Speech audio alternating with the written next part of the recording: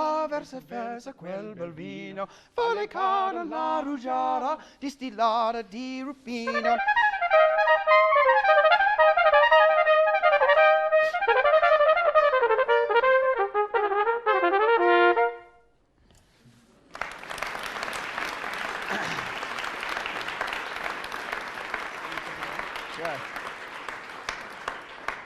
Hey guys, thanks for coming. We were afraid no one would show up, and here we are, full packed house. And for those of you watching online, thanks for joining us.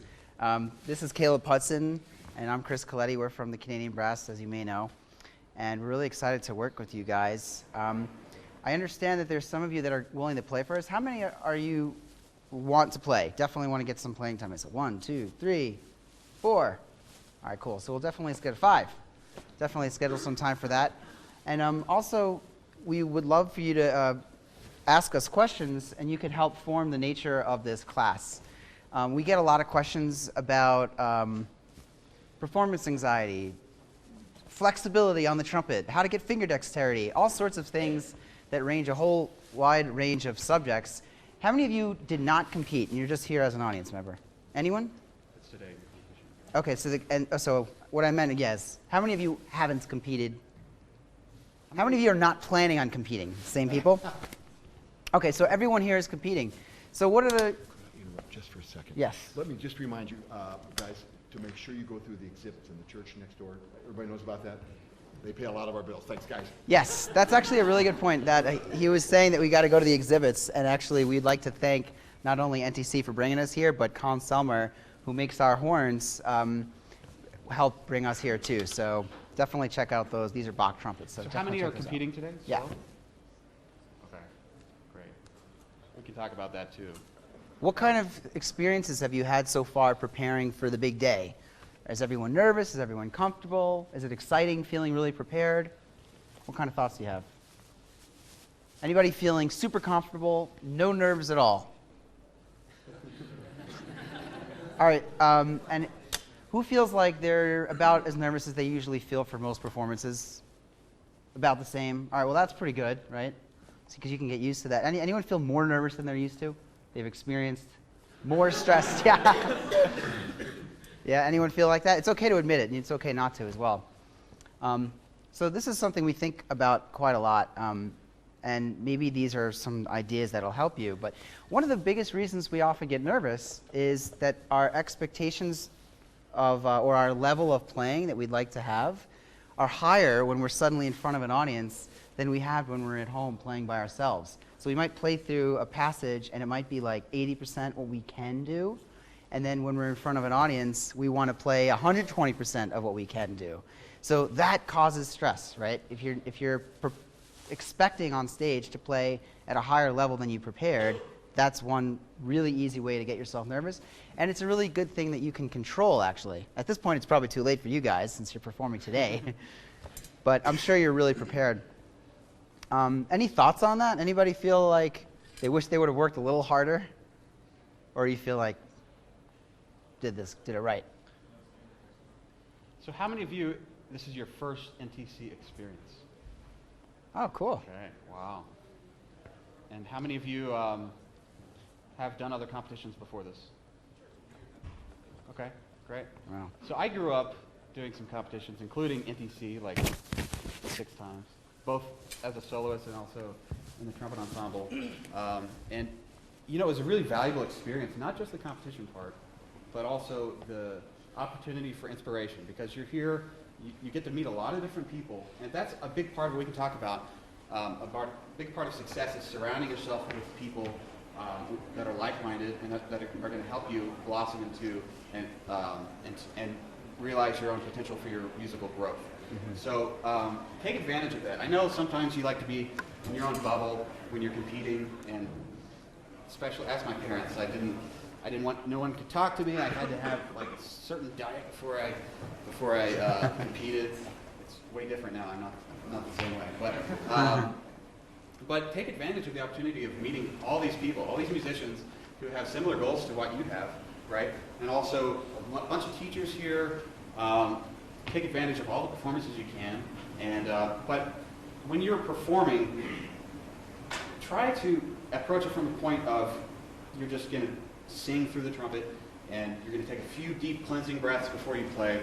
Even close your eyes a little bit and be really committed to the music. Because if you're committed to the music, to being as musical as possible, as expressive as possible, as passionate as you can play, then the nerves have a way of subsiding. And that's something I found for sure. And I still find that performing with Canadian brass. If I'm especially nervous, I'll just focus more on the music and more on listening to my colleagues. So your pianist ears, not your accompanist, right? They're a chamber music partner. So use that opportunity, play with your pianist. It's a two-person ensemble. Listen intently to what they're doing and make music to the best of your ability. It's not about you, right? It's about the music, and it's about coming across with a message. So, yeah. Should we go into some playing?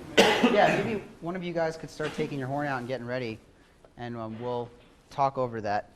That's such a really good point, actually. A lot of people, believe it or not, have come up to us and said, oh, man, trumpet players are the hardest audience to play for, right? Aren't you guys really nervous? And I know I could relate to that, but I remember thinking, like, well, not really, because if you're really trying to impress somebody, whether in any sort of performance setting, if your goal is to make everyone come away from the concert thinking, man, that person's a really good trumpet player, then you're going to definitely get nervous, because good is a really abstract thing to say, and it's something that you have to compare to other people. But music isn't like that. It's not like sports, where you have to be the #1 best. It's not about bests, right? It's about being yourself with music. So just a simple focus from, like Caleb said, focusing on actually moving your audience and having an impact on them is a completely different approach than trying to make them think that you play really, really, really well. And it might sound like you might have heard this before. Maybe anyone hear this before, or does this sound like I'm totally crazy? It makes sense, right? And that doesn't mean that it's easy to do, because as soon as you're in front of an audience, the first thing you want to do is look cool. You don't want to like go up there and embarrass yourself. But what it really comes down to is that the audience doesn't care about that. They want to just have a good experience. And just knowing that and really trusting that really helps. And there's a difference between intrinsic motivation and extrinsic motivation, right? It's if you're playing for your parents or for your friends or for your teachers, those are all extrinsic factors, right? Intrinsic motivation is, I think, the most meaningful kind, and it comes from a really a lot of musical integrity, a lot of a really clear idea of how you want to sound, right? And how do you get that? How do you develop your musical intuition? What's the best way to do that? Right. Yeah, listening, right? Exactly. Not only listening, but listening really with a purpose every time you listen, not as background, but listening for certain things, absorbing as many different styles as possible, and allowing yourself to search and find new artists, new musicians, and new composers. Those are all things that are going to inform your style. So how many of you are performing a Baroque concerto today? Anyone? No one playing piccolo trumpet today? None. Wow. Really? Okay. Well, We're if you flabbergasted. If you were, chances are the piece you're playing was not originally written for trumpet, right? The Tartini, right? And a lot of Handel, concerti, Telemann. I mean, a lot of our piccolo trumpet repertoire was originally written for oboe or for violin. The Bach Vivaldi, you know, the Matthias Hofs recording, Alison Balsam recording. How many of you guys think that was written for trumpet? Good. Good. I kind of set you up for that. But it was originally written for violin by Vivaldi. And then Bach took that, along with 11 other Vivaldi concerti, and arranged it for keyboard. And then we took that and arranged it for trumpet and organ, or trumpet and brass ensemble, or whatever. But go back and listen to the original instrumentation, violin and chamber orchestra, and listen to period instrument ensembles approach that music. A lot of the Baroque approach is all about the gestures and the style and the language of Baroque music, which is much different from classical music, even different from Haydn and Hummel and Neruda.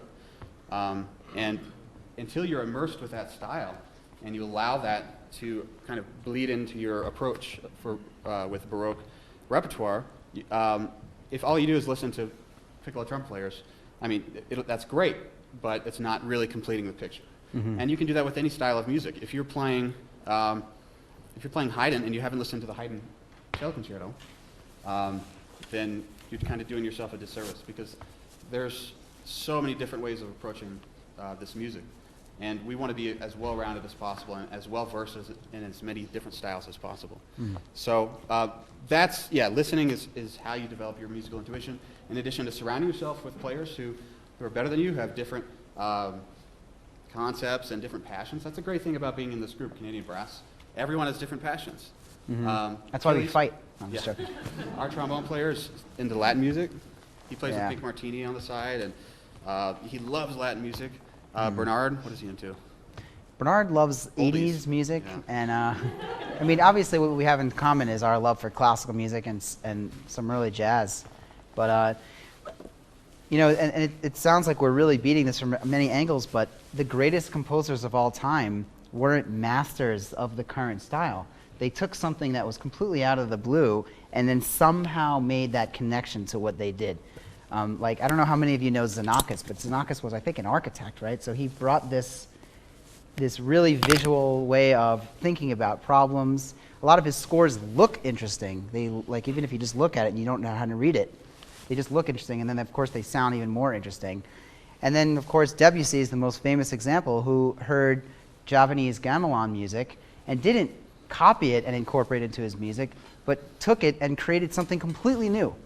And that's really what all great artists do. It's not just in music, but in food and in everything, and that's how music evolves. So if you want to have a competitive advantage, one of the best things you can do is draw on a source of inspiration that no one else is doing. Like, could you relate some of the amazing stuff that Elon Musk is doing at SpaceX into your trumpet playing? Because I don't know if anyone else is doing that. And if you can, that'll probably be pretty cool. I don't know how you'll do it, but good luck. So, it looks like you're ready to go. Yeah. What are you going to play for us? It's the Coletti channel. It's kind of new. Cool. Second and third, some music you can look at. Thank you. You're going to play from memory? Yeah. Okay, sweet. Why don't you announce yourself since you're on, and you could speak into this mic because we got folks at home that can't hear you. My name is Mark Sutton. I'm a doctoral teaching assistant at Texas Tech University. I'm originally from Oklahoma. Awesome. Cool. All right, sorry.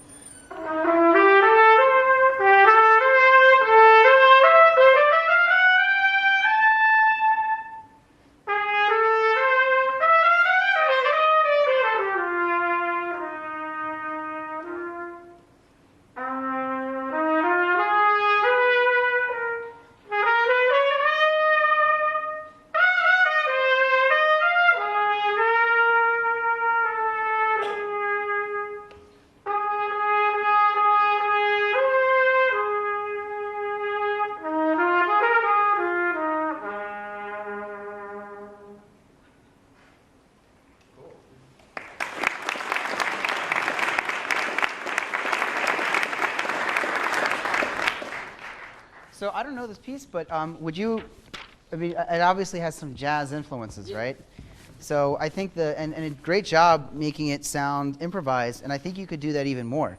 So in general, when you're playing a piece of music that's written down, you want it to sound as fresh as something that you're composing on the spot.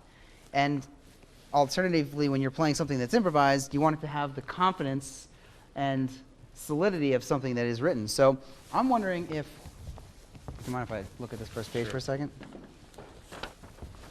If you could exaggerate some of the gestures that you're already doing and exaggerating a lot, to the point where a 5-year-old kid would like totally get it on the first listen, right? Okay.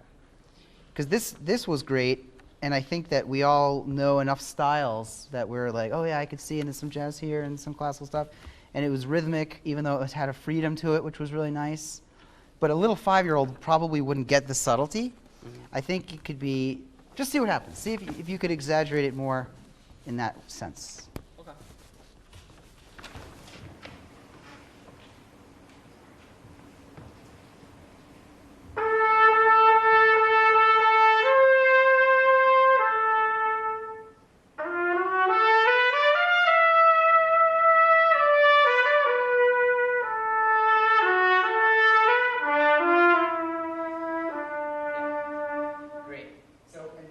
That was awesome. And I think one thing that you might do differently if you were improvising it was that when you hit a long note, right now you're sort of hitting it and sitting on it like, "Bwadi," which is nice. But I think if you were holding it because you decided to, not because it was written, you'd probably sing through it differently, right? You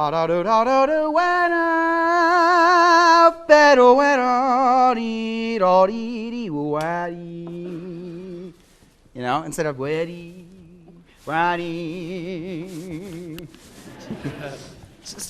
Again, this is just an opinion.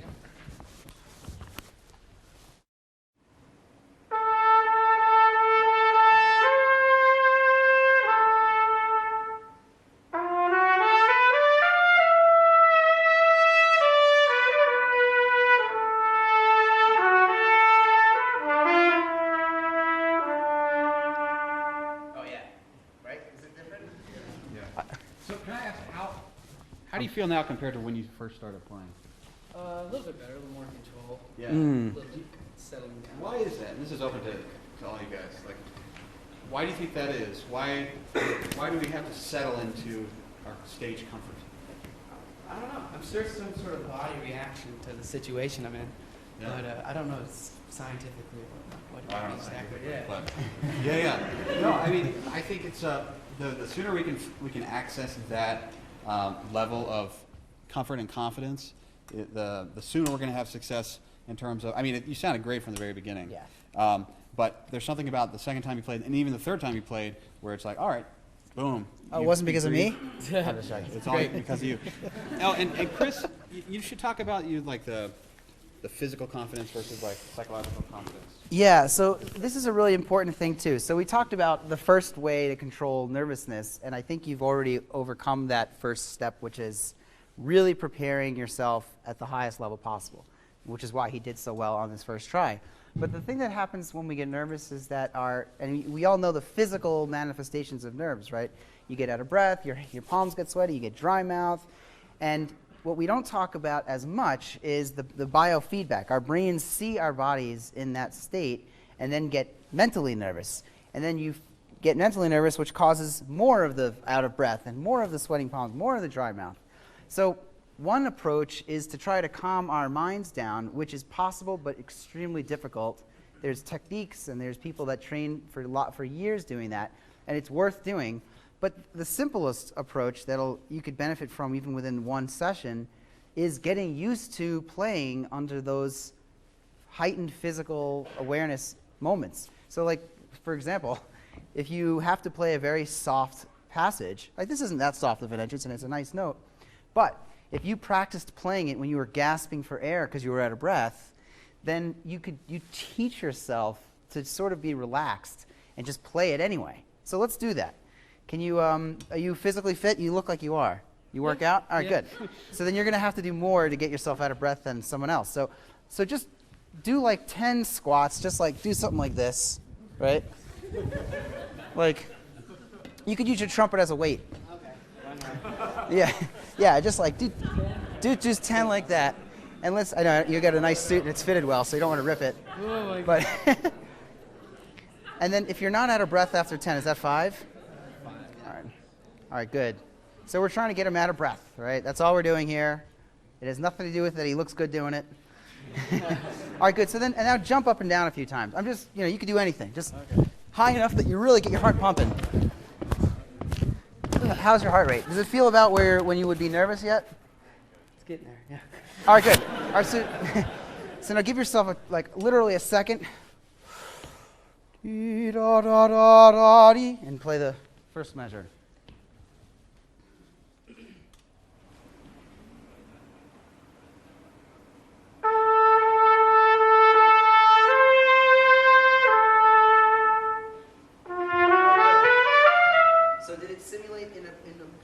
way it feels to be out of breath? All right, good, you're out of breath. A little bit, yeah. All right, good.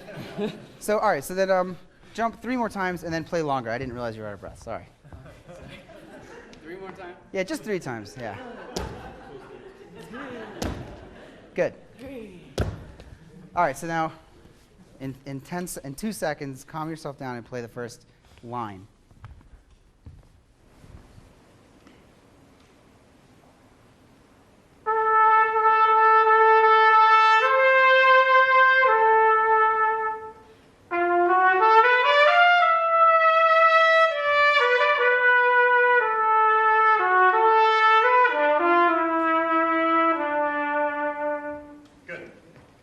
That's all? Yeah.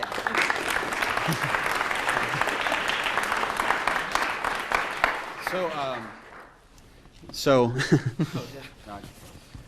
do you know, is this a sonata or concerto? It's a concerto for wind Concerto, ensemble. Yeah. for wind ensemble. So do you know what's going on in the wind ensemble underneath of you?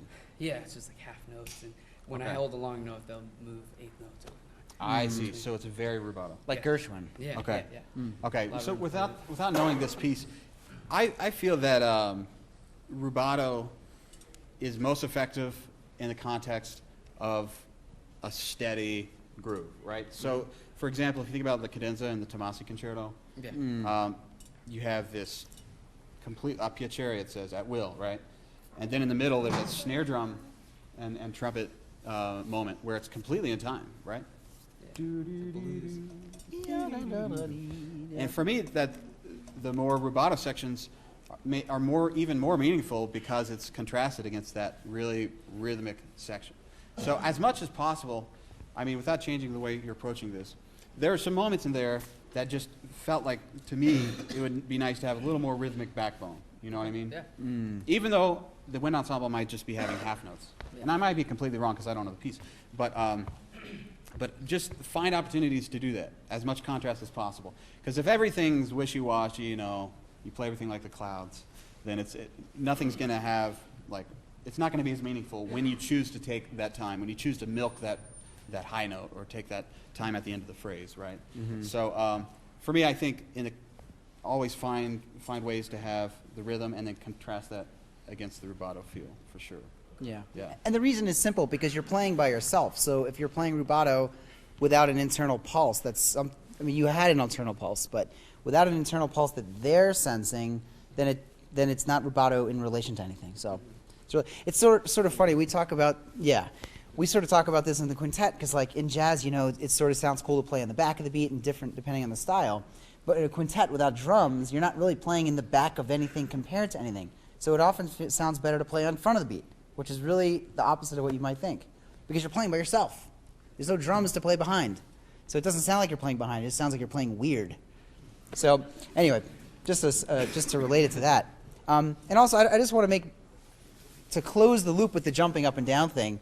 So there's a tremendous amount of confidence you can get with with 10 minutes of practice, and if you did it every day, it gets even more, where you get used to being able to operate under that out of breath, gasping for air at any rest you have, and you get used to that. And when you're on stage and that physical manifestation of nervousness happens, you're like, I've been there. There's a guy, Joshua Waitzkin, he wrote a book called The Art of Learning, and I couldn't recommend it more than, it's the best book for a performer to read. He's the guy that was the subject of the movie Finding Bobby Fischer, the chess movie. He was a 5-year-old chess prodigy and learned, because there was a lot of cheating going on that would really mess up your focus in critical moments, he started to learn meditation techniques and martial arts just to sort of help him get through those things. And they helped, and through that path, he became a Tai Chi guy. And from that, he became a mixed martial artist. So by the end of the book, he's in his late 20s, and he's like in a fight in Thailand, and he gets kicked and his arm gets broken in half. So it's a really intense story. But the point is, a lot of cheating happened in the fight world too. And of course, the consequences are more dangerous than just losing the match. And that's how he broke his arm. They would, between bells, they would kick you in the groin, they'd poke you in the eyes. All these things are not allowed, but if you get away with it, even if you don't get away with it, it still happened and it hurts and it messes you up. So he trained, and this is where it relates to jumping up and down. He trained with the dirtiest fighters he could possibly find. And he would get used to getting kicked between the legs. He'd get used to getting punched in places you're not allowed, poked in the eyes. So that when he finally got to the match of a lifetime, where he became a world champion after winning this match, he was sitting there and he got kicked 3 clean kicks right between the legs in between rounds of this fight. Totally illegal, but the judges didn't say anything about it. And he was able to look at the guy and smile like, I'm ready for this. Now I could actually fight. And he won the match. That's a sort of dedication that most people don't have, and it gives you tremendous edge. And it's a lot easier to achieve that on trumpet, obviously. You don't have somebody come kicking you to get ready for a concert. It's just a small thing that really has a great impact. So thanks for... Yeah. Oh, I was just going to say, and when you have that experience of playing throughout all kinds of different circumstances, most of which are out of your control, right? A lot of times our flights are delayed. We'll roll onto stage like 10 minutes before a show. That happened. Things happen. People request different repertoire. We had to play Toccata and Fugue in Poland with no rehearsals. With no rehearsal. He sight read it. Yeah, that was fun. You play at high altitudes. You play at super humid climates. I mean, and this is a very sensitive tissue, right? So after you're putting yourself through all of these different circumstances, which that's all we're doing, right? When we're simulating the nerves, then it allows you to, in the moment, disregard all feeling, right? How many of you guys start some sentences in your private lessons with the words, "My lips feel"?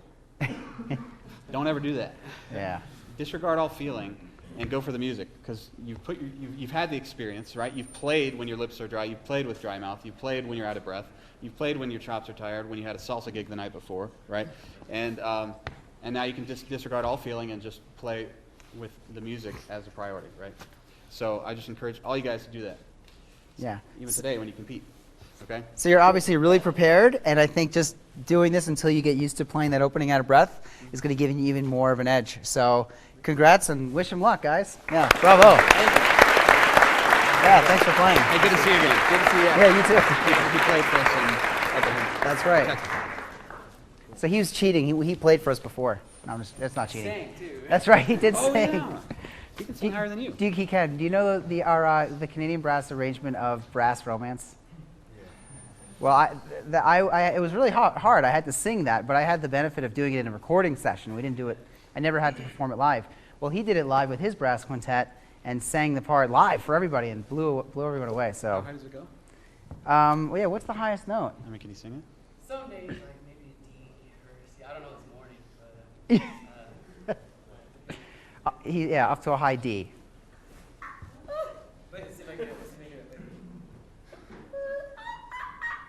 No, I can't. Yeah. As a fellow singer, I understand. Yeah.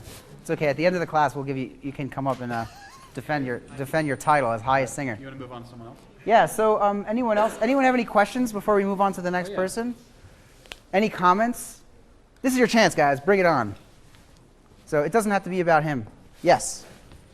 Just as a quintet, how often do you guys rehearse and what do you focus on in those sessions? As a quintet, how often do we rehearse and what do we focus on? So we tour a lot. So we often get to rehearse on the road. That's our only chance. We all live in different places. I live in New York. He lives here. Actually, he teaches at CSU. He's local. We have a guy in Toronto. We have a guy in Chicago. And we have somebody in Queens. So we don't really have the luxury of rehearsing and living in the same spot. So we rehearse on the road. And we also perform a lot. So we don't need to rehearse as much if we're touring. And what we focus on is how we can make the music as impactful as possible. And then all decisions about what to do musically and technically branch from that. So if we think that playing something slower might be more impactful, then we work on how to achieve that. So it really is we're very focused on the experience the audience has. We sing a lot in rehearsal, as you might have noticed. We sing a lot. We sing Renaissance, we sing Gabrielli, we sing everything. And it helps. How many of you guys play in a brass quintet or a chamber ensemble of some sort? Great. Wow, that's awesome. Everybody. And how many of you sing in your rehearsals on a regular basis? Good. Okay. Yeah. You should all do that. It really is, not only is it really helpful for your ear, it's really helpful for your sense of time and the phrasing, But singing is literally almost identical to the physics of playing a trumpet. It's your vocal cords are vibrating, and you're listening to the sound of that person's actual body vibrating, and the trumpet is exactly the same way. You're hearing their lips. You're not hearing the instrument, obviously, right? So we definitely encourage you to do that. And not just in chamber ensembles, but also in your own practice. If you think about it, the trumpet is kind of a barrier between your musical intuition and the way it's produced, the results, right? So even if you don't have a great voice, even if whatever, if you can't stand the sound of your own voice, sing and try to get that musical concept through in your singing. Oftentimes that'll be the quickest way to find out how to play a piece. How many of you have approached pieces before with absolutely no idea how to phrase it or to play it musically? Okay, yeah. Sing it. Singing is the easiest way to do that. Not only that, it's good for your ear as well. And we can talk about ear training and the importance of ear training. So important. But yeah. Okay, next person. Yeah, you could.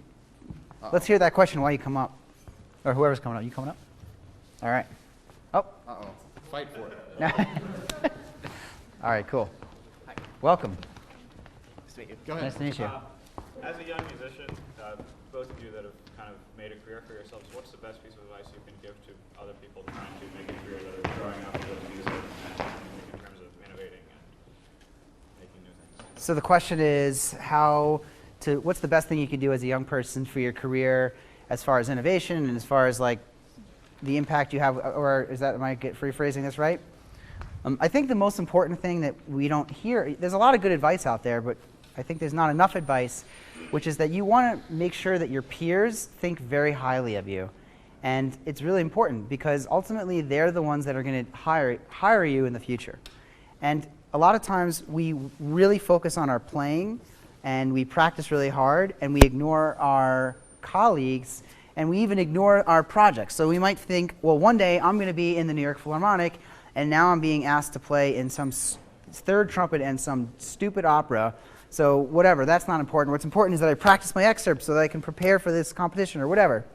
And what you're really doing is you're sending off a message to all the people that you're not a good person to work with, because whoever put that project together in their lives, that's the most important thing going on for them.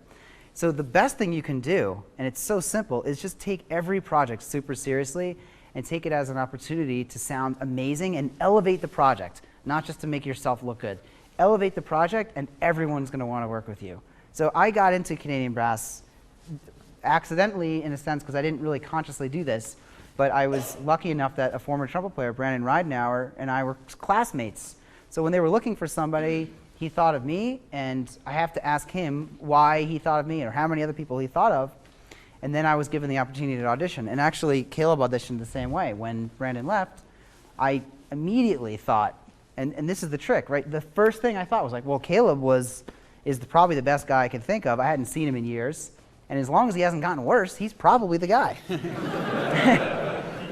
Now, notice that he had won the audition before he even knew it was happening. That's the secret. Because we often put all this pressure on this one event. But he had already won. The only thing he could have done wrong is it turned out if either his playing went downhill or his personality had gone downhill. And then it would have been like, oh, well, that's too bad. But he had already won the audition before he even knew he was even being considered. And that's the secret. So. Thank you. And in addition to that, I would just add, like we mentioned, surrounding yourself with people that are going to push you, right? And you don't have to go to conservatory to do that, right? There's great people, great programs all around. No matter where you're at, you can find people who are going to push you creatively and also who are going to hold you accountable to your goals. And I think that's so important. I mean, Chris and I were like very different. Chris is like, has all these great ideas, abstract ideas, and I have like this like really meticulous left brain that'll hold him to those ideas. So together we get things done. It's really helpful. Otherwise nothing happens. I have 0 ideas and he has 0 initiative. I'm joking. That's not true. Yeah, Oversimplifying the relationship. Speaking of that, we're like right now brainstorming a trumpet seminar, right? Yeah. For 2018, right here in Colorado. Yeah, in Fort Collins. So stay posted for that. Yeah. But yeah, it just, and not only trumpet players, right? You can always find people who together the product is better than how's the phrase go? The Some of the parts. yeah, the sum of the parts are great. Yeah, the final thing is greater than the sum of its parts. Yeah. You guys know what we're talking about, right? Anyone know the saying? We're so articulate. Well, if you haven't, what's that? Some of the parts are greater than the whole, or maybe the opposite. Yeah. Let's hear some playing. Just you could just tweet it and hashtag NTC 2017. Well, thank you. So introduce yourself. Introduce your piece. Hi, Sorry, I'm Peter. Peter. Nice to meet you. My name is Peter Stammer. I'm currently a performance diploma student at Southern Methodist University, and I study with Ryan Anthony. Oh, awesome.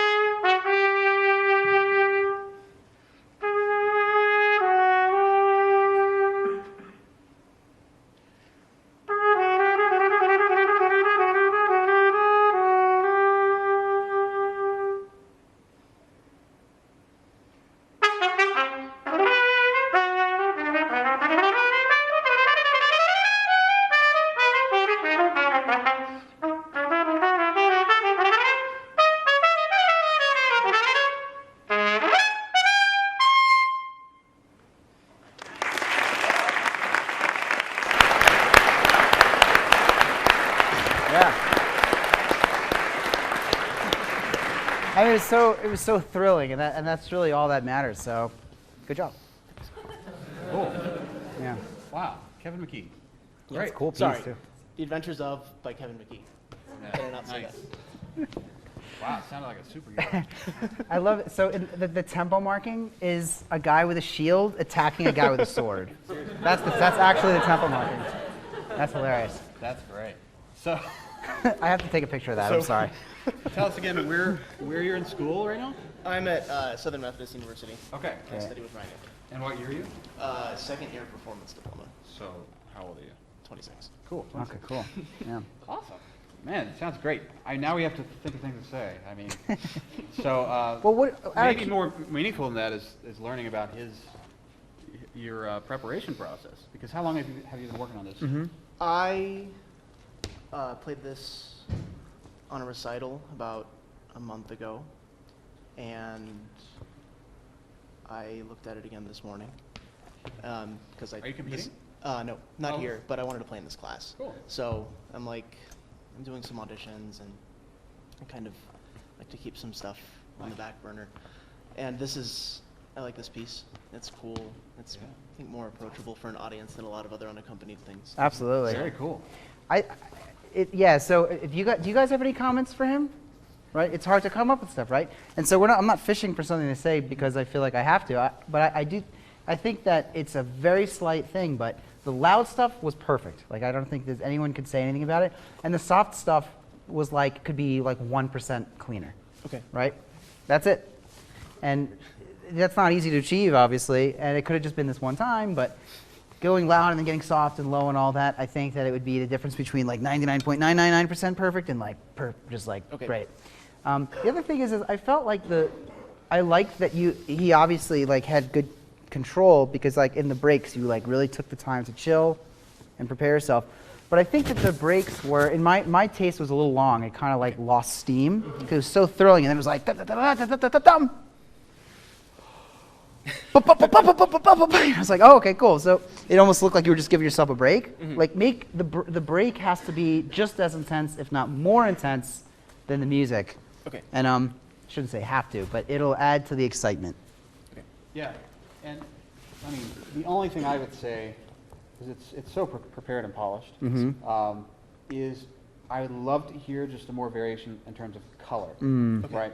Because everything was superhero plus, right? That's great, but can you captivate us with your softs as much as you can in your fortissimos? Okay. Right. Right. Can you start from the Misterioso? Keep it moving.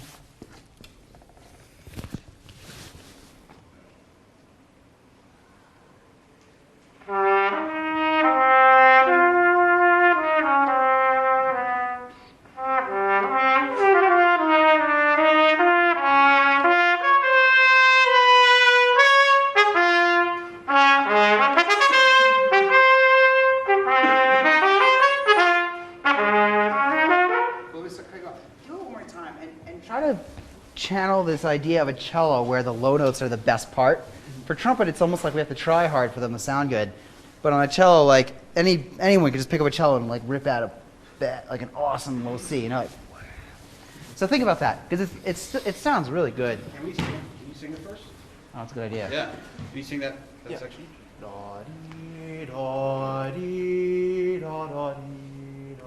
Just that much. So just in those 3 bars, first of all, let's sing it as if it's meant to be sung. Yeah. And second of all, let's choose where it's going, where the direction is, what the most important part of the phrase is, and let that be the peak. And everything else after that should come away from that peak. Okay. Can you try that one more time? Yeah. What do you think, Chris? I would peak on the C. Sorry, my voice is so high. La da dee dee dee dee da dum. Ya da ya la da dee da da dee. Good. So since Bach, this descending second it's a gesture, right? Even including like the Hummel. Now I can't think of an example. It's all about going accentuating the tension in the music and then releasing into the resolution. Right. So there's no harmony underneath you, so who's to say that's a resolution? But it's kind of implied. Yeah, what chord is that? Yeah. A 5. It's a 5. Yeah. Yeah, exactly. Yeah. So if you can really but grow into the C and then come away. All right, go ahead and play.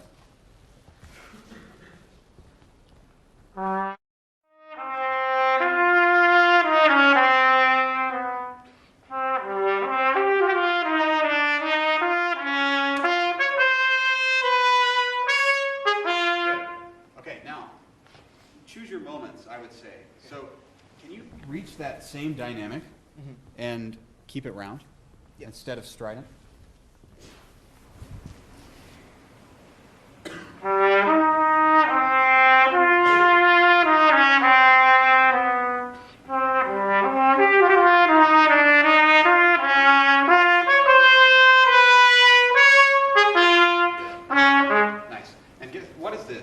happening here compositionally? This second phrase compared to the first phrase. What do you? Is it similar material? What do we call that when a composer? Oh, it's developing. Okay, yeah, it's Yeah, yeah. it's a sequence, right? Oh, yeah. So it's basically the same thing, except Okay. just a little embellished. So if you can keep the exact same direction, except a little more intensified, Okay. and go to the C, it's the same C to B gesture, right? But this time it'll be a little even more accentuated. So, and also there's like a crescendo written underneath. But in music, oftentimes there are different layers of phrasing, right? So sometimes in Wagner you'll have this long, like minute-long phrase that keeps developing, but within that phrase there'll be gestures and swells, even though it's not affecting the overarching growth of that piece. So look for those things in every piece you play. I think this would be a good example of that. The C to B, you can still keep that gesture and still crescendo through the entire phrase. Okay. All right, one more time.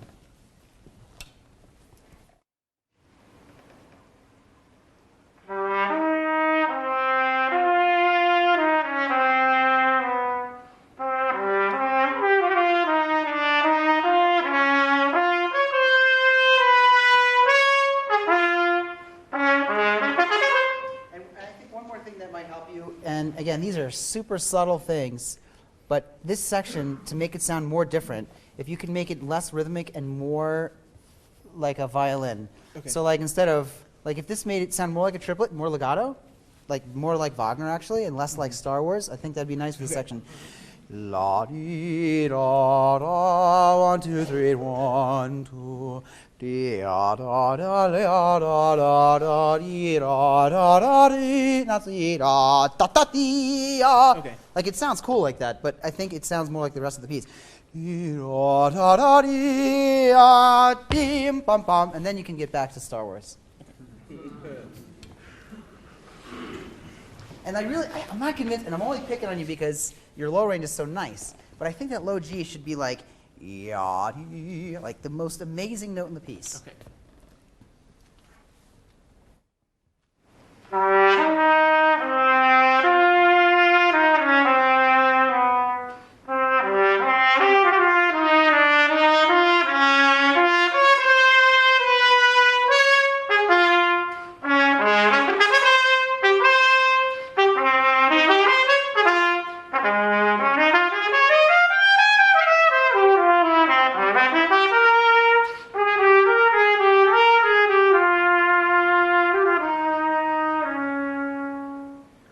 Nice.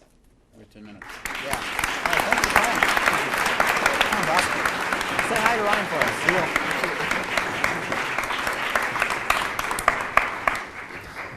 us. So guys, I've been informed we have 10 minutes left, which is sad. So what do you think? Anyone have any questions? How do you want it? What are the most important things that we can go into so that you come away from this class saying that was the best class I've ever been in my life? That's all we want for you. So think hard. Think hard. Yes? Who are some non-trumpet players that you use to model your sound? Yeah. Good question. Okay, on the count of 3. 1, 2. It's Fabio Perlman. Biondi. Oh, well, they're both violin players, actually. So there's this Baroque violin player. His name's Fabio Biondi, and Amazing. And we're both kind of obsessed with him. He leads this group called Europa Galante, and it's a period ensemble group. So they play all on gut strings, Baroque bows, and 415 instead of 440. So write it down. Yeah, definitely Take write notes. that down. Fabio, Fabio, Biondi. Biondi, Biondi. And it's specifically a video that I think you guys would yeah. like because it's a piece you'd probably recognize. He's doing a master class, I think, in Spain of the chaconne, the second movement from the second violin partita in D minor. You know the part that goes dee, la, da, dee. No, wait, no, it wasn't the chaconne. It was the. I don't remember. Actually, I forget which movement it was. No, it was the first movement. I'm sorry, the second one. Does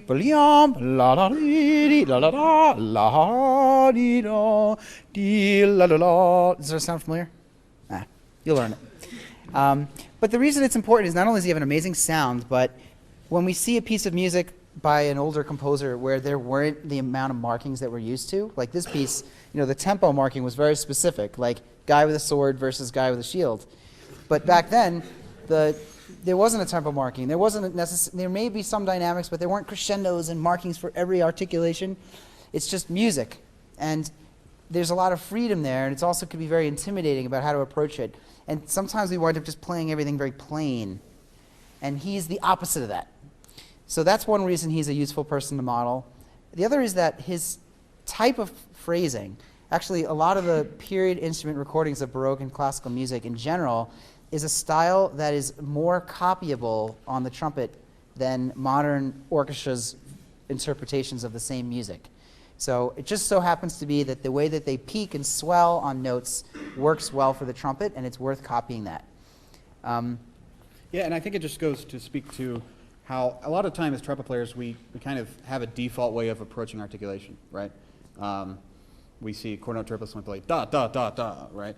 Or we see a syncopated figure and we punch it out. The level of detail and the level of thought that this guy takes in his just articulation, he uses articulation as a tool for expression. And that's what we should all do. There should be no default approach to anything, to the Haydn, to the Hummel, to piccolo repertoire. It shouldn't be like, oh, this is the Baroque articulation. Within that, there's how many? Hundreds, thousands of different ways you can play a single note. And that it's just it's a tool that we can have, different paintbrushes to paint different pictures musically. So yeah, I would encourage you to listen to him. Who are some other examples of non-trumpet players? So for romantic music, my personal favorite is Itzhak Perlman.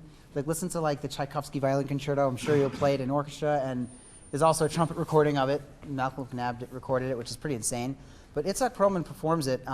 Actually, there's a video of it, of him performing with Ormandy and the Philadelphia Orchestra, and it's really great because first of all, it's just an amazing performance in general, everywhere, all around, the orchestra, the conductor, and Itzhak himself.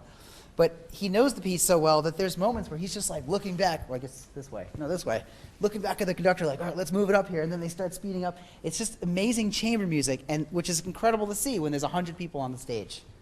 So that's another person definitely worth listening to. How many of you guys are familiar with Schumann and Schubert Lieder? L-I-E-D-E-R, Lieder. This is German romantic songs. In my opinion, one of the best interpreters of that is Ian Bostridge. He's a British tenor. And talking about color, the way the human voice can portray all these different colors, you should check him out. Actually, we should challenge them all to find a Schubert or Schumann song that you love and then record it on trumpet and post it. Hashtag Leader Challenge or something. And in fact, because this is such a question that takes forever to answer, because there's probably a million things that we could suggest, and you probably have your own suggestions for each other, we'll make like a blog post or something on our websites that will have listening lists. How about that? So you could find Caleb on his new website, actually. You definitely check it out, HudsonTrumpet.com. Mine is TrumpetChrisBlog.com, and we'll make something like that for you guys. Yes. I guess we have to now. I was wondering, Oh. do you have any specific favorite Baroque oboes you listen to? Baroque oboe? Favorite Baroque oboists? I have, I can't remember his name, actually. we're such Baroque dorks, Chris and I made That's a great. Spotify playlist of all of the Bach cantata movements that have trumpet. Do you guys know about the Bach cantata trumpet repertoire besides 51? There's like 4 hours of music. This- just the movements that have trumpet. Over, I think, 5 to Over 6 that. hours of only the trumpet movements. And this is the best music written for trumpet Ever. ever, It's really crazy. undoubtedly. And these are great. This is a great version, great So, performance. Contact us afterwards. I'll put the it's Spotify link It's on- free. We'll invite you to the playlist. yeah, and we'll just listen to it over and over again. We were driving back from Boston to New York in a snowstorm, Sleeping. and we're blasting the music of Bach. Anyway, back to your question. I have currently a Baroque recorder player that I'm listening to. His name's Maurice Steger, S-T-E-G-E-R. Oh yeah. And this guy, he's amazing. He's like a leprechaun on stage. He jumps around and and he plays super fast and virtuosic. If you want ideas of some really hard music to transcribe for trumpet, Yeah. check him out. But oboe, yeah. No, I don't really have any suggestions. Sorry, but I will. Okay, I'll put it on the website. Yes. At the beginning of the class, you talked a little bit about how you approach flexibility. I wonder if you could like expand on that. How to approach flexibility? Yeah. So how we approach flexibility. So flexibility is definitely the hardest thing to teach, and I think a lot of teachers don't necessarily talk about how to do it. I think the best approach is often just finding the right exercise for your level, and your body just naturally learns how to do it. So I always felt like a really important benchmark for a trumpet player is the ability to do a lip trill. Not because you need to be able to do lip trills, you actually very rarely have to, but it's just like a litmus test to say that you've really established a baseline of flexibility and control over the harmonic series that makes the trumpet easier. Like in my practice, I remember when I was first able to lip trill, and it just happened by almost, not by accident because I was working on it, but it just happened. It was like the trumpet went from feeling like playing a piano with keys that were 2 inches thick to playing a real piano. It was like all of a sudden the range was here. It's like it was life-changing. So, I mean, I have favorite books. I think a combination of slow stuff like the violin with something like the Schlossberg is like the best book out there ever. And actually, because I was working with students that it wasn't clicking for them just working on those, I wrote some flexibility exercises. They're pretty hard though. But after they got to a certain point, I mean, I can send those to you guys too. And those really help. Actually, he wrote one that's also really hard that helped me. But that was once you really established that baseline of being able to lip trill. But I don't know. I think you can't overemphasize the importance of really slow lip slurs and having just really high standards with that in terms of no connection and also always always trying to go for a vibrant sound, never pinched, right? And going along those lines, how many of you guys have a really solid routine every day that you do? Okay, cool. I think there's a lot of value in that. How many of you guys feel like you have the kind of personality that can get stuck on a long tone G for 3 hours? Yeah. I had a lot of those practice sessions. And then for you guys who get stuck on those little details, since it's so important to cover all your bases every day, I got one of those timer apps. It's called Seconds Pro. You know this app? And I have my routine on it. And I'll start this 30-minute timer, and I have different versions. I have a 15-minute routine, a 30-minute routine, a 60-minute routine, because sometimes we'll be getting right off the plane and going on stage. Mm-hmm. So that'll be a good time for the 15-minute routine. But within that routine, you get 30 seconds of breathing in, you do a little bit of mouthpiece, you do little long tones or flow exercises, simple lip slurs, scales, articulation, a little multiple tonguing, you do a little lip flexibilities, 2 seconds on the piccolo trumpet, and you're ready to go. Yeah. It's great. And I'm not saying that you have to be so structured to the point where it's mindless repetition, because mindless repetition is the opposite of progress. But it is good to have a certain structure that allows you to address all of the areas of your playing that you need to on a daily basis. And you can have variations on that every day. And I wouldn't suggest doing the exact same exercise for long tones every day. Like sometimes I'll go between Chickowitz and I'll go just do standard long tones from the Schlossberg book. Sometimes I'll do like the Mike Sachs book. That's an amazing book. But they're all with similar goals, right? So always having really intent goals in your practicing. Never doing anything mindlessly. Never doing anything just because it's something someone else does and they said it worked for them, right? I think that always having really, really clear goals and a sound concept when you're doing your lip slurs, when you're doing your flexibilities or your articulation, and including a lot of variation in your routine is so important.